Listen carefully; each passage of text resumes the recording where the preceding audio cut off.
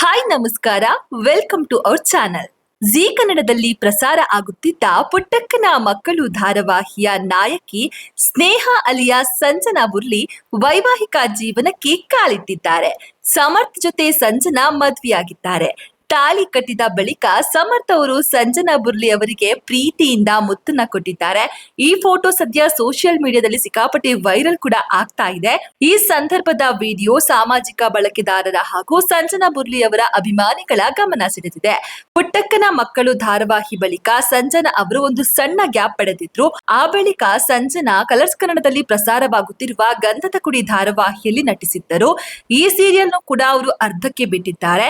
ವಿವಾಹ ಆಗುವ ಉದ್ದೇಶದಿಂದಲೇ ಸಂಜನಾ ಬುರ್ಲಿ ಅವರು ಸಂತೋಷದಿಂದಲೇ ಈ ಧಾರಾವಾಹಿಯಲ್ಲಿ ತಮ್ಮ ಪಾತ್ರವನ್ನ ಬಿಟ್ಕೊಟ್ಟಿದ್ದಾರೆ. ಇನ್ನು ಈ ಬಗ್ಗೆ ಸಂಜನಾ ಅವರು ಇತ್ತೀಚೆಗೆ ಸ್ಪಷ್ಟನೆಯನ್ನ ಕೂಡ ಕೊಟ್ಟಿದ್ರು. ಮದ್ವೆಯಾದ ಸ್ವಲ್ಪ ದಿನದ ಬಳಿಕ ಮತ್ತೆ ಯಾವ್ದಾದ್ರು ಹೊಸ ಧಾರಾವಾಹಿಯಲ್ಲಿ ಸಂಜನಾ ಅವರು ನಟಿಸುತ್ತಾರ ಅನ್ನೋದನ್ನ ಕಾದು ನೋಡ್ಬೇಕಿದೆ. ಎನಿವೆ, ಹೊಸ ಜೋಡಿಗೆ ಶುಭವಾಗಲಿ.